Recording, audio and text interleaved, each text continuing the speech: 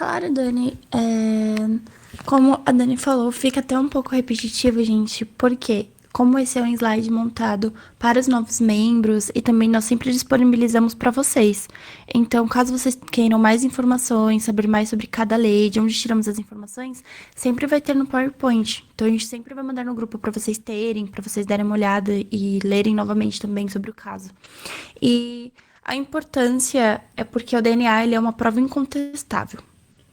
Por quê? Porque nenhum outro ser humano tem um DNA idêntico ao seu, certo? Então, você pode contestar algumas provas. Vai, por exemplo, você encontra uma arma que estava no meu nome, na cena de crime. É uma arma que era registrada no meu nome. Porém, não quer dizer que porque a minha arma estava ali que fui eu. Eu posso rebater de diversas formas. Me roubaram, perdi, qualquer coisa. Agora, o meu DNA, ele vai continuar sendo o meu. O grande embate disso é que é um sistema muito caro para você continuar alimentando e também porque não temos policiais treinados para lidar com esse tipo de situação ainda. Não por culpa deles, mas sim porque é muito escasso. É muito trabalho para poucos peritos e os concursos demoram muito para abrir e acabam que nem todos os casos eles conseguem coletar. No caso de hoje, em alguns lugares falam que é Raquel e outros falam Rachel. Então, eu vou falar Raquel porque em uma das entrevistas da mãe ela disse Raquel. Mas, enfim, só foi solucionado 11 anos depois, através do banco de perfis genéticos. Então, se eles não tivessem armazenado o que eles coletaram no corpinho dela, nunca teria uma solução. Então, vocês imaginam o tanto de caso que não teve solução por conta disso. E é basicamente isso. A importância é que você consegue comprovar um crime através do banco de perfis genéticos. E também não só um crime.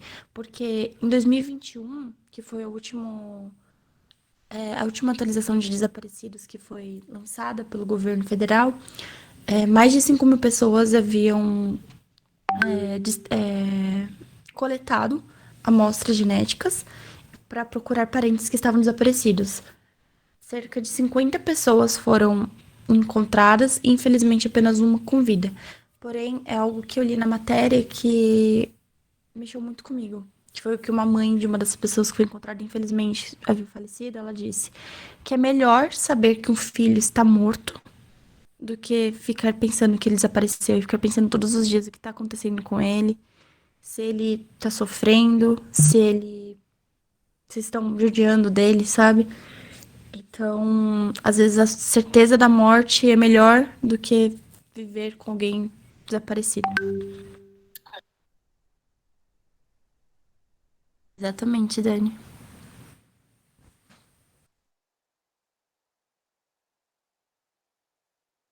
E aqui é um esqueminha de como funciona no caso da coleta de condenados, né? A pessoa, no Brasil, a pessoa não pode ser apenas ser suspeita para ela ser obrigada a fornecer o material genético. Ela tem que ser condenada pelo crime. Então, a pessoa vai ser condenada, ou pode ser, ou também, caso a pessoa esteja sendo investigada e ela decida fornecer, porque falar, eu não tenho culpa, eu vou fornecer de qualquer forma, para provar que ela não tem culpa sobre algum determinado caso, ela pode, mas ela não é obrigada. Agora, o condenado, ele vai fornecer a amostra de referência, e através dessa amostra de referência, eles vão montar um perfil genético. E nesse perfil genético, eles colocam um banco de dados de condenados de cada distrito. Porém, quando eles querem procurar um criminoso, um perfil específico, eles podem cruzar esses dados entre estados. Por exemplo, São Paulo, Rio de Janeiro, enfim, e todos os outros estados. Então, ele não fica num. Tem um banco de dados nacional, mas é muito mais difícil você alimentar e manter um banco só do que você alimentar por estado. O que não impede de fazer um cruzamento futuramente. Então, supondo que aconteça um novo crime, vai ter o local de crime, onde vai ter o corpo, e eles vão coletar do corpo da vítima ou de algum material que tenha sido utilizado para cometer o ato e vão montaram um perfil genético da amostra que foi coletada do local de crime. Aí sim eles vão fazer esse cruzamento entre a amostra de referência do condenado e a amostra de referência do perfil material genético do local de crime. E assim eles cruzam. Porém, se você sabe que pode dar um pouquinho. Uma amostra, às vezes era um primo do condenado, e pode ter dado, vai, 25%, mas não aceitam. Tem que ser acima de 98%. É que nem um exame de paternidade. Você tem uma amostra mínima de referencial que eles aceitam. Mas é isso. Essa parte não tem muito segredo. O esqueminha ele reduz bastante. O que me deixa um pouco chocada é que o Brasil ele é muito atrasado nas coisas, né? Porque assim, desde os anos 80, nos Estados Unidos e anos 90 na Europa, em quase todos os países, eles já têm esse banco de perfis genéticos. O Brasil só depois, já existia antes, mas não era regularizado, não era regulamentado, perdão. Então, eles não faziam essa coleta em massa. E acabavam perdendo muitas vezes material, porque não tinham onde guardar. Só depois de 2012 que virou algo obrigatório. E mesmo assim, ainda tem um embate falando que o condenado tem direito de não fornecer se ele não quiser. O que eu acho um absurdo, porque se a pessoa foi condenada, pra mim tem que fornecer. Na verdade, eu já acho que todo mundo tinha que fornecer. Eu acho que seria incrível se todo mundo tivesse um perfil genético.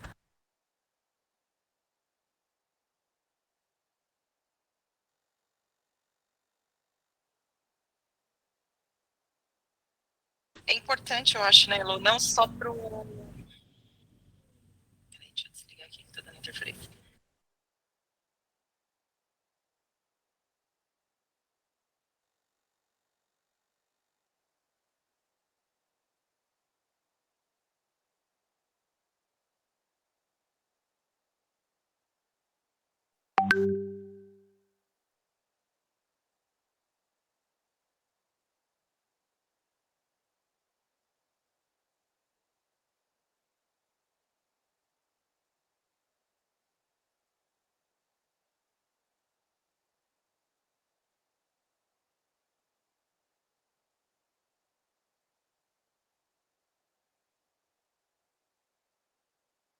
Com certeza, eu já sou da seguinte opinião. Acho que deveria ser tirado na própria maternidade, porque se vocês soubessem o número absurdo de crianças que foram trocadas na maternidade nos anos 80, nos anos 90 e ainda corre hoje em dia, eu acho que, não sei. E também evita.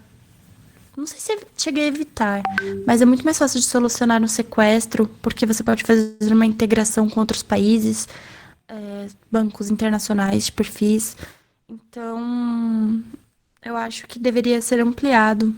Só que tem aquele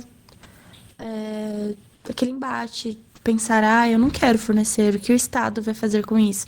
Mas, gente, se o Estado quiser ter suas informações, ele vai ter. É tão simples. Não Google tem. tem, gente. Exato, exato. Só que não usam porque deveria, que no caso seria um banco de perfis para saber.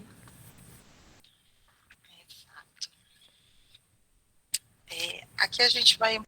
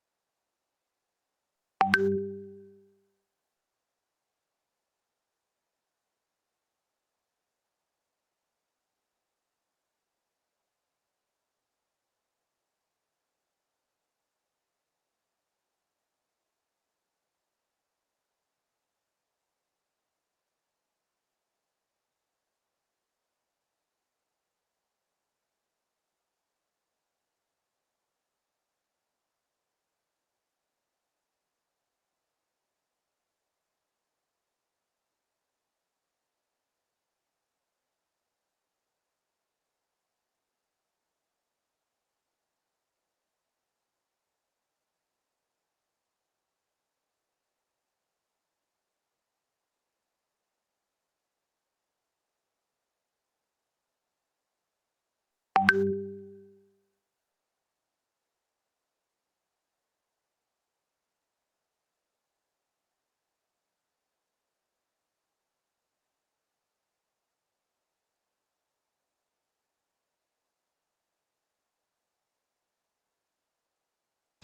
Então, tinha assim, esquecido deles. Você acredita?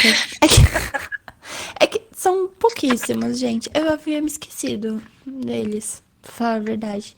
E não tem nada na literatura falando sobre como. Não é reagir, mas como. Como posso. Qual a palavra? Como proceder nesses casos de gêmeos univitelinos. Porque acredito que seja pápulo mesmo, Dani, não tem nada. E aqui fala, nessa parte do texto, que começou em 1994, o armazenamento do Banco do Reino Unido. Porém, antes disso, nos anos 80, eles não armazenavam desta forma. Porém, eles armazenavam da vítima, da coleta da vítima. Coisa que no Brasil eles não guardavam por muito tempo. Já no Reino Unido eles já armazenavam. Aí do criminoso que demorou um pouco para poder fazer esse cruzamento de dados.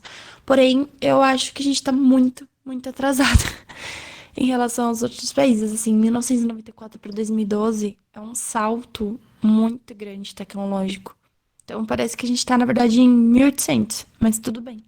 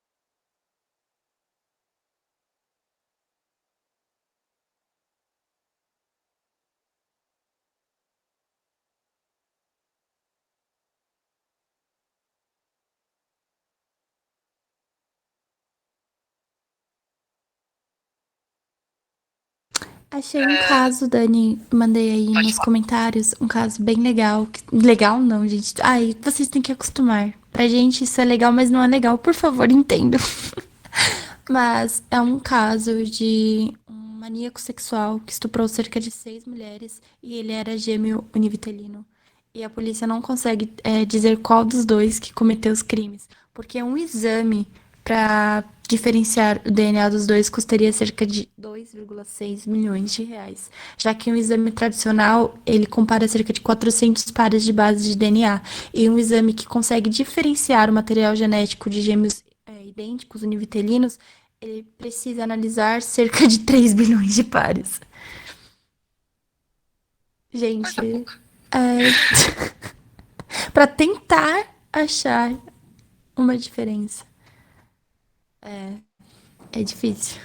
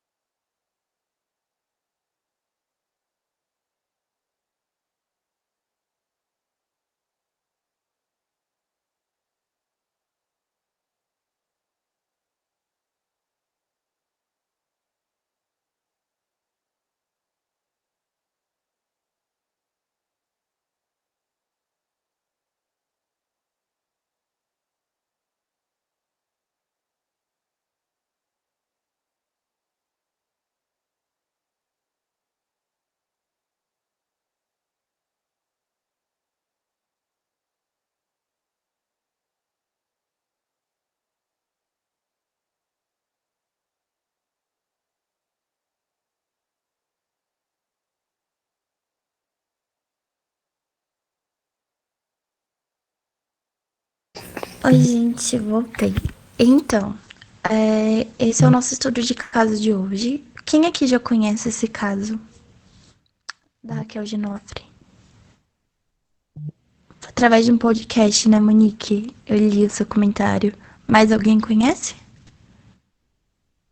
Ótimo. E vocês conhecem através do YouTube? Através Operação Policial? Certo. Não. Bom, todas as nossas aulas, elas os casos que nós estudamos têm a ver com o tema selecionado. Então, se a nossa aula de hoje foi sobre perfil genético, armazenamento de bancos, e bancos não, armazenamento de dados genéticos no banco de perfis, então o caso ele tem relação com o que nós apresentamos. Então, toda vez que tiver um estudo, por exemplo, sobre marca de mordida, o caso tem a ver. Nossa, Dani, depois eu quero que você conte pra gente, tá bom? O que que a população achou, como foi a reação do pessoal. Boa, Nay. Então, tá bom. A Raquel, ela era uma menininha de 9 anos que foi encontrada morta na rodoviária de Curitiba, no dia 3 de novembro de 2008. E na época que isso aconteceu, foi uma grande repercussão na imprensa, porque foi um caso muito, muito bárbaro. O corpinho dela foi muito judiado. E também porque a população não aceitava que uma criança de 9 anos de idade pegasse um transporte público sozinha. Então a mãe foi muito julgada e o pai, ele foi condenado por diversas pessoas antes de acharem um culpado, porque como eu falei pra vocês antes, eu dei um spoiler, o crime demorou 11 anos para ser solucionado. Então, vamos lá. Pode mudar o slide, por favor, Dani. Como eu falei pra vocês, a Raquel, ela desapareceu no dia 3 de novembro de 2008, quando ela estava saindo da escola. Geralmente, um amiguinho dela, eu tive a oportunidade de conversar com ele pelo Facebook. Um colega dela acompanhava ele, acompanhava todos os dias até. Era um caminho reto da escola até a rodoviária. Ele acompanhava. Os dois tinham a mesma idade e eles iam conversando. E naquele dia em específico, ela acabou não indo com outras pessoas até o caminho da rodoviária. E ela estava muito feliz naquele dia em específico, porque ela era uma menina muito estudiosa, muito esforçada, e ela havia recebido um prêmio de redação, né, de um instituto que ela fazia parte do governo, um programa do governo. E ela levou essa medalhinha para mostrar para o professor e para os coleguinhas de escola. E todo mundo conhecia a Raquel, porque apesar de ela ser uma criança muito inteligente, muito estudiosa, ela não tinha um perfil tímido. Ela conversava bastante, ela era uma criança muito comunicativa. Então, além das crianças e professores da instituição de ensino que ela estudava, da escolinha, os comerciantes do bairro também a conheciam. E ela pegava sempre o mesmo ônibus com o mesmo cobrador e motorista. Ela foi vista pela última vez às 5:30 da tarde, num ponto que ela pegava sempre, no centro de Curitiba. Então, como eu falei para vocês, não era um trajeto longo, era uma reta só até a rodoviária da escola. E ela não chegou a embarcar. No mesmo dia, quando a mãe retornou do trabalho, elas moravam. Os pais haviam acabado de se separar e ela morava com o avô, a avó e a mãe. Então, quando a mãe chegou em casa e percebeu que ela não estava, ela imediatamente foi até a delegacia e comunicou que a filha havia desaparecido. Então, as buscas começaram já no mesmo dia. E esse daqui é o cartaz de criança desaparecida que eles colocaram na época. Porém, a busca não durou muito, porque o corpo ele foi encontrado 2 dias depois em uma mala que foi deixada embaixo de uma escada na rodovia de Curitiba. E qu- quando encontraram o corpo, na verdade, em algumas matérias falam que eram indígenas, em outras falam que eram moradores de rua. Então, não sei dizer com certeza para vocês o perfil das pessoas que encontraram o corpo. Porém, eles estavam esperando as malas deles de uma viagem que eles haviam acabado de chegar e pensaram que tinham confundido as malas. Quando eles abriram, eles encontraram o corpo da Raquel. Raquel, ela estava em posição fetal e ela tinha sinais claros de estrangulamento e também de violência sexual. Aqui fala que a polícia foi acionada e os dois indígenas a chamaram quando encontraram. Chamaram a polícia, perdão, assim que encontraram o corpo. Eu fico meio mexida com esse caso, porque eu dei uma lida em alguns laudos e essa menina foi muito machucada. Ela foi muito machucada e ela sofreu muito. E é muito tocante porque ela lutou até a morte, mesmo sendo tão pequenininha. E a identidade da Raquel foi confirmada só após os exames do Instituto Médico Legal e quem reconheceu o corpo foi o pai dela. Na época, as câmeras de vigilância da rodoviária não estavam funcionando. Algumas pessoas dizem que eram câmeras de enfeite, nem existiam de verdade, só eram para parecer que tinham, mas não tinham câmeras. E a Raquel, como eu falei, assim que os policiais chegaram, ela tinha uma sacolinha de supermercado na cabeça. Ela estava nua, da cintura para baixo, e o corpo ele estava em posição fetal, enrolado num lençol que estava todo sujo de sangue.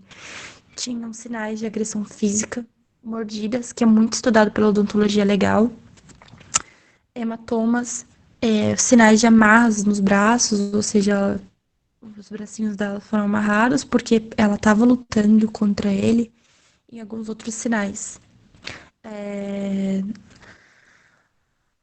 A delegada Vanessa, que é a mesma que fala nesses podcasts no YouTube, diz que os legistas, eles sabiam que ela foi estuprada ainda em vida, não morta como o acusado relata depois. E ela sofreu penetração anal, o que acabou ocasionando uma ruptura do ânus até a vagina, e o ímen dela permaneceu intacto. E os especialistas eles estimam que ela foi agredida e estuprada por cerca de 20 horas, e que a morte aconteceu no dia anterior, à tarde. Então ele deixou o corpo dela depois, provavelmente durante a madrugada. Aqui é o local do crime.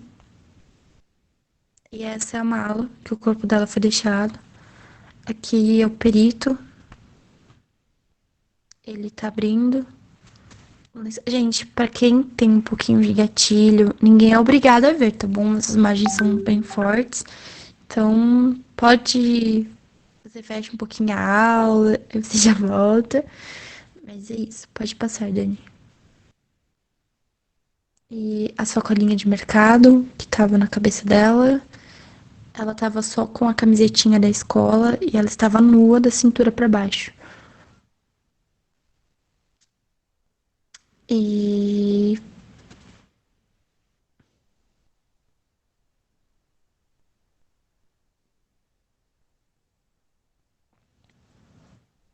o lençol, ele tá bem sujo de sangue, como vocês podem perceber.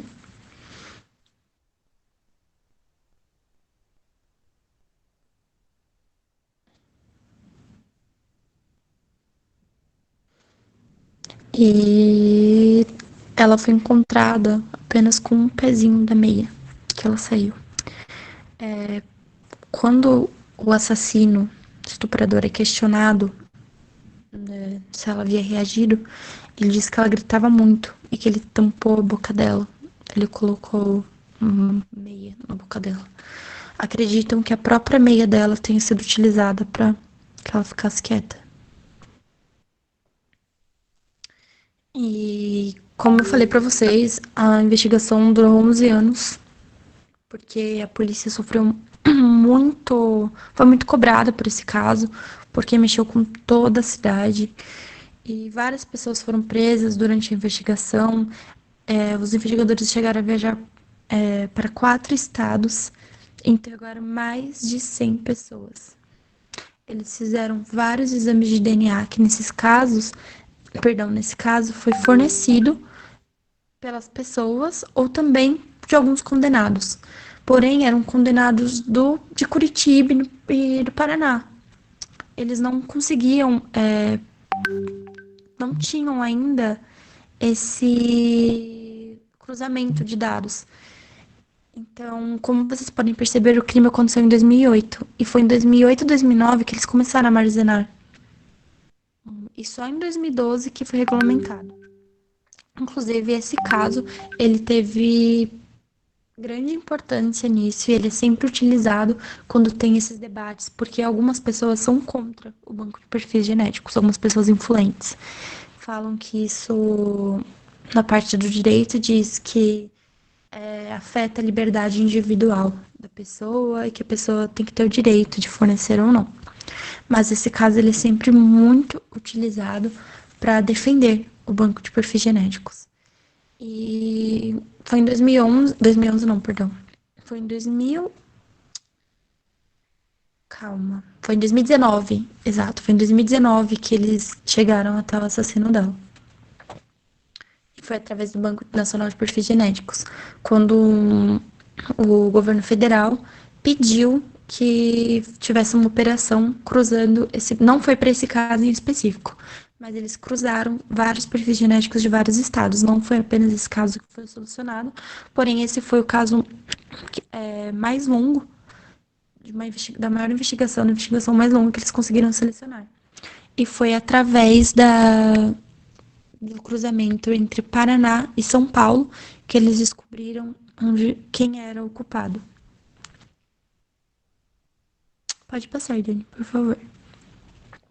E, de acordo com a polícia, das 23 características que foram analisadas pelo exame, todas bateram com os dados do acusado, que foi aquilo que nós falamos para vocês. Então, não basta bater algumas coisas, tem que ter uma constância, tem que ser um dado consistente. E nesse caso, deu 100%. E com a divulgação do rosto do acusado, já eu odeio esse termo acusado, né? Mas do acusado em rede nacional, várias outras vítimas começaram a aparecer. E aqui eu deixei o exemplo de duas, que foi de uma família no interior, que identificou o assassino como o autor de uma tentativa de sequestro de uma criança na cidade de Mandaguari. E uma mulher também relata que foi estuprada por ele quando era criança. E ela falou sobre o caso. Quando o encontraram, a polícia de Curitiba foi até Sorocaba, que é interior de São Paulo, para confrontar o assassino. E ele, no início, ele negou o crime, porém eles falaram do teste de DNA e ele acabou confessando. Mas ele disse que o estupro aconteceu depois da morte da criança, o que não é verdade, porque, como vocês podem ver nas fotografias, a vítima havia sangrado muito. E se ele tivesse realmente cometido o estupro após a morte, não teria sangrado daquele jeito, teria coagulado. E não é isso que a gente vê nas imagens. E se ele tivesse sido condenado por vilipêndio de cadáver, a pena dele seria bem menor do que ele teve. É muito mais bizarro, mas incrivelmente a pena é menor. Tem umas coisas que. É um absurdo. Eu tracei um perfil do criminoso pra vocês. E para cometer os crimes, ele sempre conquistava a confiança das vítimas. Ele se passava por diversas profissões. Ele se passava por produtor de programa infantil, que foi isso que ele fez com a Raquel. Ele fingiu que ele era produtor do programa Patati Patatá. Foi assim que ele conquistou a confiança dela. Ele se passava também por missionário religioso e até advogado de facções criminosas. O Santos, ele tem 3 filhos. Ele chegou a ser casado por 2 vezes e ele dopava uma das ex-companheiras dele para ter relações sexuais. Inclusive, ele havia sido condenado por isso.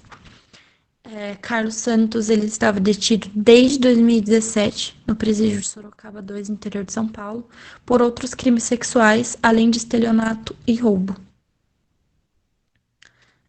Pela ficha criminal dele, ele praticou pelo menos 5 estupros contra crianças com idade entre 4 e 14 anos. Também há um sexto estupro na ficha criminal dele, que a polícia ainda não sabe se foi contra uma criança ou contra uma pessoa adulta. Porque aí que tá. É muito difícil cruzar dados de pessoas de outros estados. Então, nesses crimes que a pessoa não tem tanto apelo nacional e não chegam à mídia, então uma pessoa mata outra aqui em São Paulo e ela geralmente não precisa ir para outro país, ela se esconde em outro estado. Porque é muito difícil esse cruzamento de dados. O que eu acho um absurdo, porque imagino o tanto de cara que tá solto, que foge de presídio e vive normalmente, pega um RG falso e trabalha e constitui outra família e continua estuprando outras crianças ou assassinando outras pessoas. Enfim, é, ele se aproximava sempre de líderes religiosos, ele se passava por muito evangélico, e sempre para igrejas, e ele conquistava a confiança das pessoas dessa forma. Ele passou por cerca de 14 cidades, em São Paulo, Paraná e Santa Catarina, e ele tinha acesso fácil às potenciais vítimas. Ele estudava as vítimas dele. A primeira esposa dele tinha apenas 13 anos quando engravidou dele, ele tinha 17. E eles se casaram, tiveram 2 filhos no litoral de São Paulo, em São Vicente. Quando eles estavam juntos, ele convenceu que a esposa cuidasse de um filhinho da vizinha deles, uma criança de 4 anos de idade. E essa foi a criança que ele estuprou pela primeira vez. Foi um menininho de 4 anos. Inclusive, eu li em alguns sites que o perfil dele, geralmente o estuprador, ele tem um perfil. Só meninos, só meninas. Dificilmente ele mescla entre os dois. Porém, eu vi que ele estuprou mais meninos do que meninas. E quando ele estuprava meninas, ele gostava de cortar o cabelo delas, ou eram meninas com cabelo curto, e ele praticava sexo anal nelas. O que não quer dizer que talvez ele tenha uma atração maior por meninos. Pode passar, Dani. Obrigada. E quanto aos filhos, nenhum dos filhos relata que tenha sofrido abuso sexual, porém eles têm muita raiva do pai e nojo e vergonha. que após o estupro da primeira criança, que foi aquele menininho de 4 anos, ele passou a vagar por dos crimes. Ele chegou a ser preso. Na ficha criminal dele consta que ele fugiu de 3 presídios. Não se sabe se essas fugas foram por ele ter pulado o muro, por exemplo, que era algo muito comum antigamente, ou se foi algum regime semiaberto que ele nunca mais retornou. O que é um absurdo, porque não deveria ter regime semiaberto nenhum. Pra mim, o regime é bala, mas eu vou ficar quieta. E esse daqui é o assassino, Carlos Eduardo dos Santos. Essa primeira foto é quando ele cometeu o crime. A segunda foto foi do dia da prisão. E a terceira foto é uma foto atual dele. Que se você olha, parece um rapaz, um senhor bonzinho, um típico senhor de vendinha que tem comércio numa cidade. É um absurdo, pra vocês verem como a cara não diz nada, porque ele não tem cara de homem mau. Não sei se vocês acham isso também. É que sabendo da história a gente já fica com nojo. Mas se você olha assim, parece que é um senhorzinho comum de cidade pequena que tem uma vendinha. Pode passar, Dani. E a pena dele, a maior pena que ele teve até o momento foi da Raquel, onde ele pegou 40 anos de prisão por homicídio triplamente qualificado e 10 anos por atentado violento ao pudor. Porém, ele já estava cumprindo uma pena de 22 anos pela soma dos crimes que praticou desde 2016. Que os crimes foram o estupro daquele menininho, o roubo, estelionato, adultério de documentos, a tentativa de registro de uma criança, entre outros. Sim, gente, então, a pena máxima no Brasil ela aumentou. Agora, só que para 40 anos. Porém, como ele foi julgado antes, então a pena máxima é 30. E esse cara não é tão velho. Então, daqui 10 anos, porque tem a progressão de pena, não dou 10 anos para ele ir pra rua. Porém, se ele for pra rua, eu acho que ele morre. Então, às vezes, eu acho que é até melhor ele ir pra rua pra ver se alguém dá um jeito. Porque agora tem presídio de segurança máxima, onde eles separam os estupradores dos presos comuns, porque se ele for para um presídio comum, ele vai morrer. Então é isso, gente. Foi uma aula mais rápida, porque eu quero que vocês conversem com a gente. Então, quero saber se vocês ficaram com alguma dúvida, se vocês têm alguma consideração, se vocês ficaram sabendo de alguma coisa que vocês não sabiam ainda, se vocês viram tudo isso no YouTube. Quero saber também se vocês sabem de mais alguma coisa que eu não contei aqui, se vocês querem mais informações sobre a família. É isso.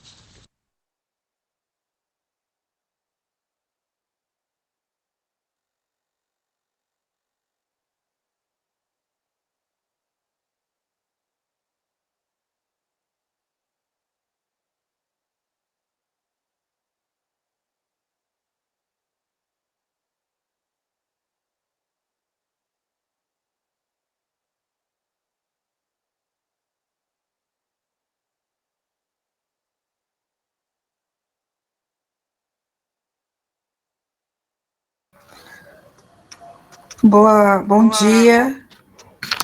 Bom dia, Thaís. Pô, a gente sabe o que tem esses presídios, mas nem sempre.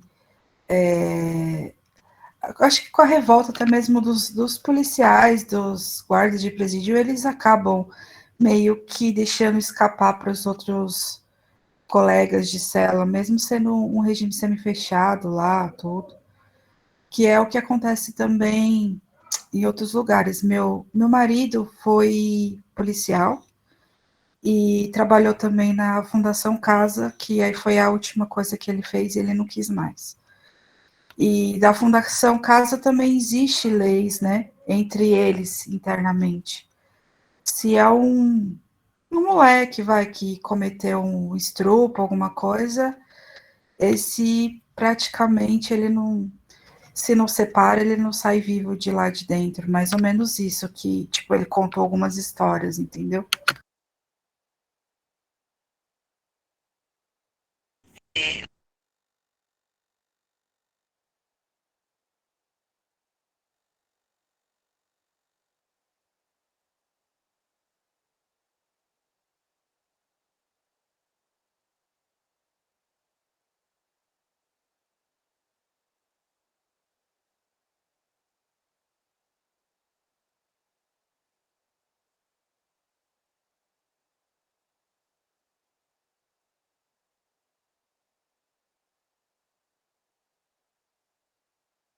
Obrigada, Jo. E O Henrique, também, você e podem também, falar, gente. gente, quando o estupro acontece com uma criança, é diferente de quando acontece com um adulto. Então, até nesses presídios de segurança máxima, quando é algo muito da mídia e os outros presos já ficam sabendo que ele vai pra lá porque os policiais avisam e é um estupro contra a criança e matou, ele apanha. Não que o estupro contra um adulto, contra uma adulta, seja algo ok, mais fácil. Só que pedófilo é diferente de estuprador. Então, pra pedófilo é pior ainda.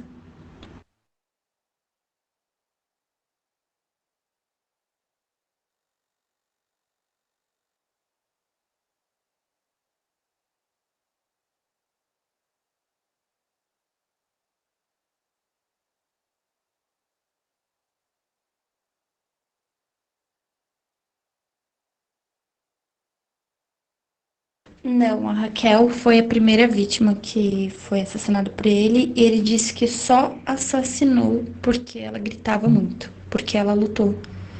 E como ela gritava muito, foi uma forma dele fazer ela ficar quieta. Aí ele precisava sumir com o corpo.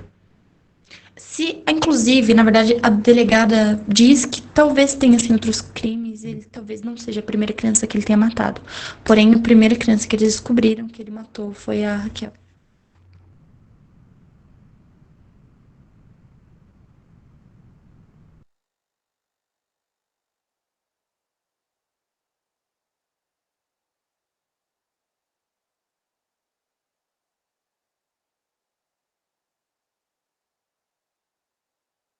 Olha, é uma boa pergunta, viu? Porque talvez ele deixasse ela ir embora, mas com a lesão dela, será que ela conseguiria ir embora? Ele maltratou muito ela. Ele maltratou muito, ela, ele machucou muito.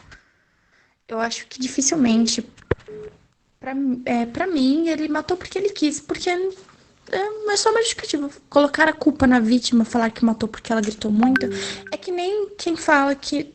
Vocês viram um médico que foi assassinado, que estava do lado do filho, ele entregou tudo, não reagiu e mesmo assim atiraram nele. Isso é bem recente. Eu li ontem essa matéria. Então, se a pessoa quiser te matar, ela vai te matar.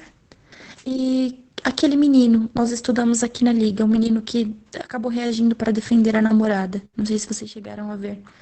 Ele só. A menina tava apanhando. Ele só entrou na frente. Então ele matou porque ele quis.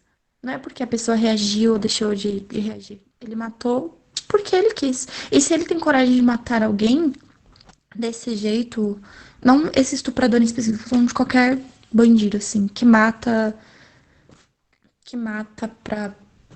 por matar. Porque não foi uma defesa, não foi nada assim. A pessoa, se não matasse aquele, mataria outro. Eu acho que é assim. E quanto a ser psicopata, então, geralmente é muito difícil você traçar um perfil de psicopatia, porque porque os termos eu não quero dar spoiler, porque esse tema de uma próxima aula a gente traz aqui sobre psicopatia, sobre narcisismo.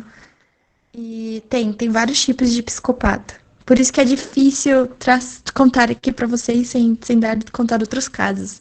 Mas eu tô me coçando aqui. Só que, querendo ou não, eu sei que é difícil aceitar isso, mas um estuprador, um pedófilo, ele é doente. Ele tem sim um problema psicológico. Mas pra mim é um problema psicológico que não resolve, psiquiátrico no caso, que não resolve com terapia. Resolve com bala. Mas isso a Heloísa acha. E tá tudo bem. Ou não? A Dani também acha, viu? Então, tem coisa que não tem como resolver assim com. Porque o cara, ele estuprou uma criança e ele não continuou. Ele não ficou melhor. Ele não teve. Ele foi preso, ele não teve um tratamento. Ele saiu e ele continuou cometendo um crime atrás do outro. Ou deixa ele preso pra sempre, lá, trabalhando pro Estado, fazendo alguma coisa. ou mata. E não, gente, não tô ferindo nenhum direito humano, eu juro. Eu só fico meio chocada porque esse cara pode sair e se ninguém matar, ele vai continuar fazendo. Ou vocês acham que ele aprendeu depois do sexto estupro? Não.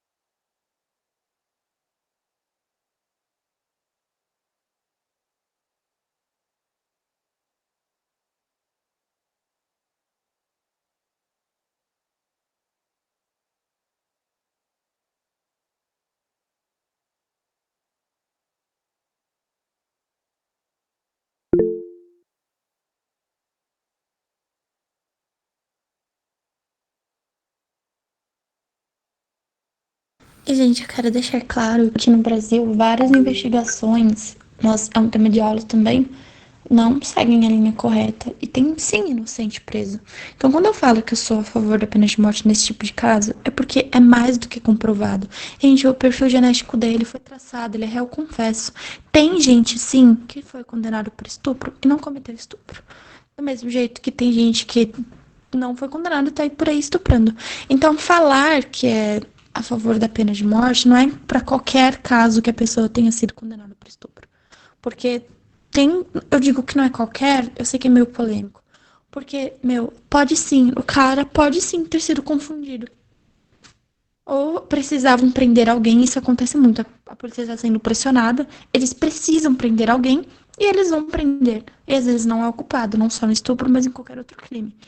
Mas nesses casos em que o perfil genético foi traçado, que as provas são consistentes, não tem o porquê você deixar o cara progredir de pena. Nem, não tem o porquê o cara pegar uma pena comum. Então, nesses casos, que é mais do que comprovado, eu acho que é o jeito. Alguém tem alguma consideração? Vocês conhecem algum outro crime que tenha sido solucionado pelo banco de perfis genéticos? Vocês têm indicações de outros casos? Algum caso que vocês querem muito ver, que vocês já procuraram foto e nunca acharam?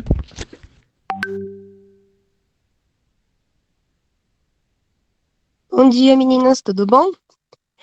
Eu fiquei com uma dúvida, não sei se vocês comentaram e eu perdi, a questão por que que ele colocou uma sacolinha na cabeça da Raquel?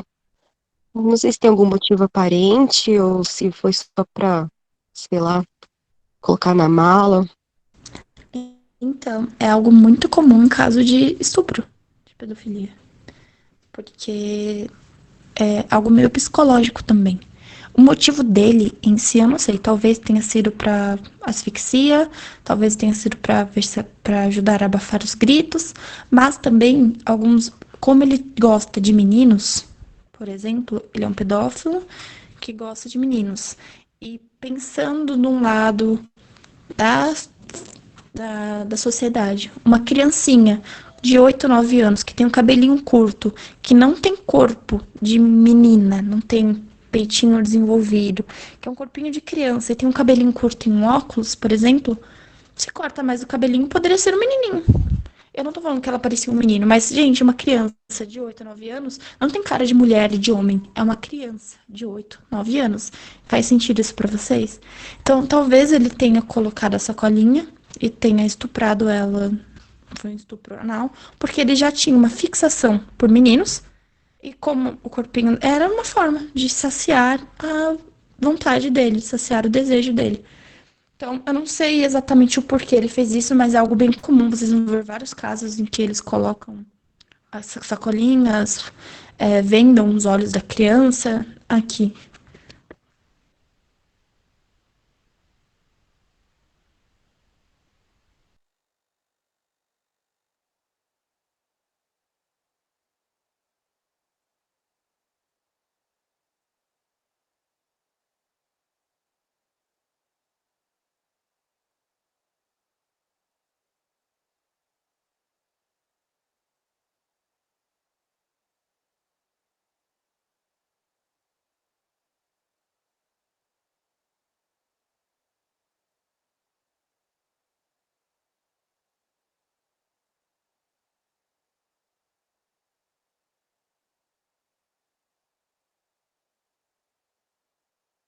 Marco, Dani. Marco, sim.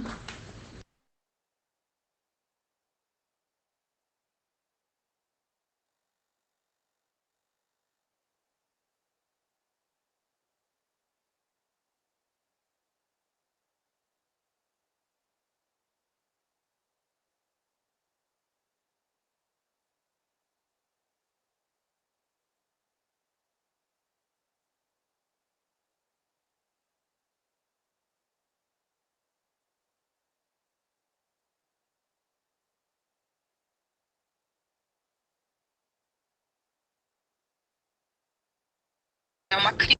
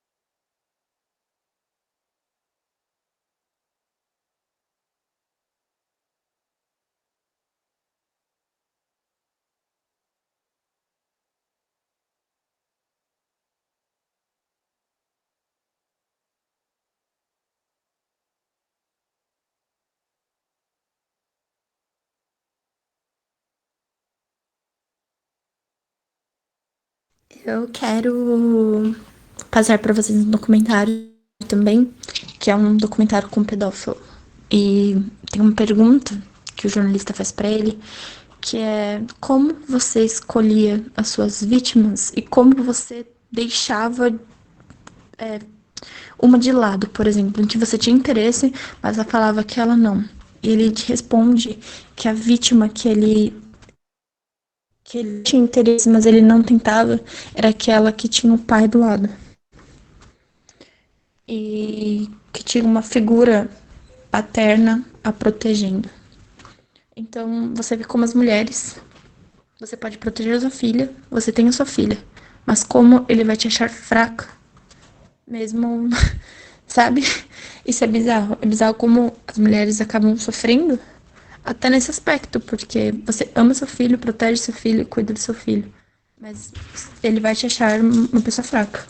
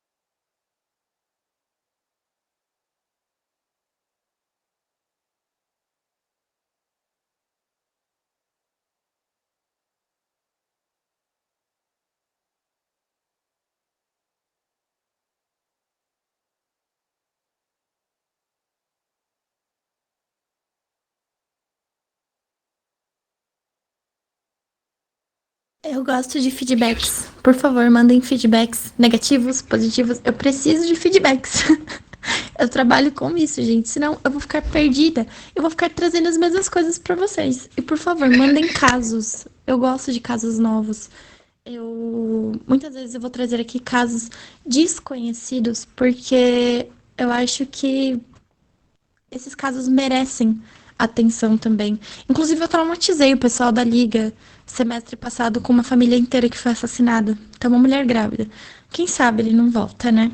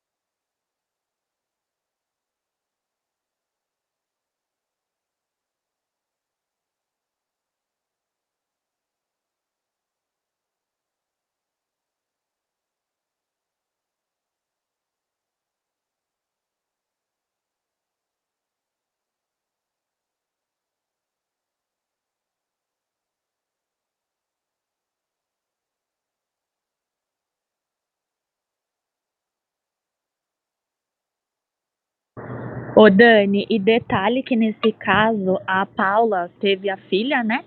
E ela veste a filha do jeitinho que a Daniela se vestia. Ela procura usar as mesmas roupas, ela procura moldar a filha dela da forma como a Daniela era. E é uma coisa bem bizarra isso.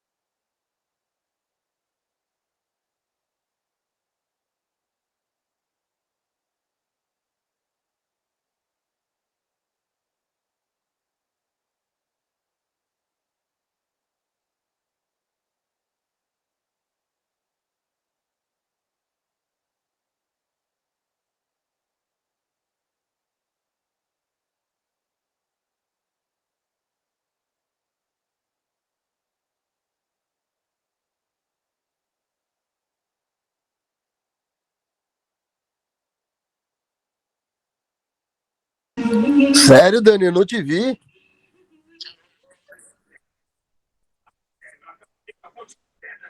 Ah, putz, desculpa. Meu, desculpa. Pode me chamar aqui na hora. Eu tava procurando um monte de gente pra ver se eu conhecia todo mundo.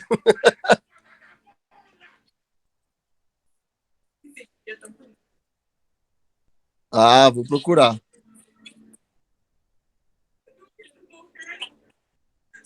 Fechou. Eu vou estar terça-feira lá.